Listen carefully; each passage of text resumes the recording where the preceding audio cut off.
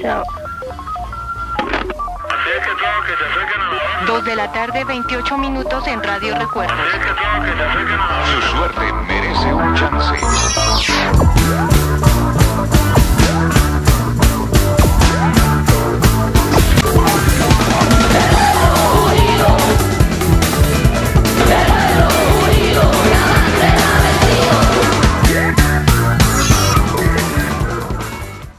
Para que ustedes más o menos tengan una idea de cómo se ha ido gestando la poesía ecuatoriana en el siglo XX, pienso que siempre he pensado que la literatura ecuatoriana no ha tenido unos grandes novelistas. Ha tenido buenos novelistas, ha tenido unos cuantos, como Talgo, pienso que es un autor. Jorge Casas, pienso que es el más conocido como novelista, pero no el mejor, por supuesto. Se quedó en el tema del realismo.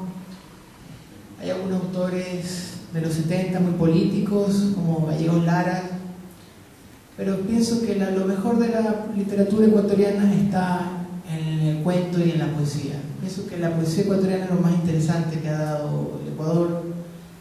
Por desgracia es muy desconocida para muchos, seguramente de los chilenos, de ustedes y de los amigos latinoamericanos, pero voy a comentarles algo de ellos para que conozcan un poco sus antecedentes, cómo vivieron. Todo empieza con la generación decapitada. La generación decapitada son poetas nacidos a fines del siglo XIX, que con sus obras dieron el puntapié inicial de lo que se podría considerar la poesía contemporánea del Ecuador del siglo XX. Destacan dos figuras importantes ahí, que son el quiteño Arturo Borja y el guayaquileño Medardo Ángel Silva.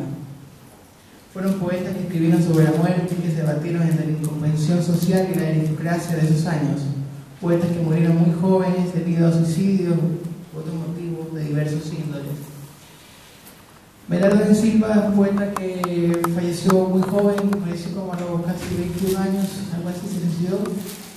Escribía poemas de amor a su amada, la amada lo rechazó. Tenía también la misma edad, imagino, casi como 19, 20 años, lo rechazó y fue a su casa y se disparó. Bueno, los poemas de él ahora se convierten en pasillos, que son canciones populares, canciones que la gente escucha, muy deprimentes, pero todos los poemas de él, la gran mayoría han pasado a ser canciones populares que la gente canta. Eso es Medardo Ángel Silva. Él es un guayaquileño, como digo, que muchos poemas pudieron haber sido escritos fácilmente por un Rubén Darío, que tenía esa misma beta, con un gran talento, pero muy desconocido.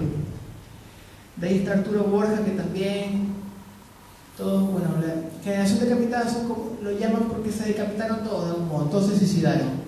Son 5 autores que vivían, que se creían aristócratas, era como de la clase más popular, pero se querían así como más burgueses. Ellos pensaban que eran burgueses, leían solo a poetas franceses y pensaban que, bueno, que los poetas tenían que morir jóvenes. Entonces, más o menos, muchos consumían muchas drogas, o sea, como una especie de sociedad de poetas muy... Me faltó decir eso sobre la literatura. Eso es como la sociedad... Pero luego te mantenga, sobre todo la de posguerra, pero no tiene mucho que ver con las drogas, me faltó decir eso. Sí, bueno, esta generación que vivió mucho con el tema de las drogas, ahí se pasaba todo el día en la avena, ¿sabes? Entonces consumían mucho, y bueno, eran muy jóvenes, como digo, muy jóvenes y murieron, todos se suicidaron de manera muy dramática, bueno, pero ellos, esta generación decapitada, da el salto de lo que podría considerarse la poesía modernista en Ecuador. De ahí viene un autor que se llama Hugo Mayo. Hugo Mayo es un autor muy extraño. Hugo Mayo nació en Manabí, en un pueblo muy pequeño. Él nunca publicó libros, él llegó como hasta los 90 años y él tenía listo un libro, tenía como unos 80 años, ya iba a publicar su primer libro y se lo roban. Se lo roban de la imprenta, se lo roban y se lo queman. Decía que era muy subversivo, que él estaba atacando a la moral, a los modernistas. Y él se lo roban y se lo queman. Entonces tuvieron que reponer el libro de él. Él tenía 2 revistas, es rarísimo. Él se comunicaba con... Él tenía una revista que se llama Símbolo y Motocicleta, que son un mito. Muchos ecuatorianos dicen que no existió la revista existió. Ahí publicaban Huidobro, Borges, Neruda, Poliné. Él era rarísimo, él se comunicaba con Apollinaire, no sé con qué idioma se comunicaba, con Neruda, con todos, pero él trabajaba de burócrata, nadie daba un centavo por él, y él se comunicaba con todos los grandes poetas de su generación, de su gente, y murió, nunca vi un libro de él publicado, y cuando todo el mundo escribía sus poemas franceses y todo, éticos así, él publicaba poemas así como La tos del cerdo, que son poemas delirantes. Entonces, Hugo Mayo vendría a ser lo que se considera, él inició la vanguardia en Ecuador, él inició la vanguardia, una pena que nunca había un libro publicado de él, pero bueno, ahora Hugo Mayo es considerado un mito, ¿verdad? Un tipo extraordinario realmente, que él dio el salto de la modernidad a la vanguardia de la poesía ecuatoriana. Siguiendo con ellos, ahí vienen algunos autores como Alfredo Gangotena, se fue muy joven a Francia, escribía poemas en francés, un tipo también muy delirante, que murió muy joven, Gonzalo Escudero, Jorge Carrera Andrade, que vendría a ser como el gran poeta ecuatoriano del siglo XX, un poeta muy cercano a Neruda, una línea muy cercana de la diversidad, hay haikus, un gran poeta, Jorge Carrera Andrade, pero a mí me gusta mucho César Dávila Andrade, un poeta también que todo el día vivía tomando, y él publicaba poemas tremendos, nadie daba tampoco un centavo con él era medio ciego, le prestaban dinero, le prestaban para que se compre unos lentes, no se compraba los lentes, se lo tomaba, todo se lo iba tomando, pero él le decían el fakir porque era muy delgado, tomaba todo el día. Y él se fue a Francia, se fue a Venezuela, la mujer lo mantenía, lo alimentaba, y él decía que no quería vivir como cuico, como rico, y se cortó la yugular un día en Venezuela, y así muere César Dávila Andrade.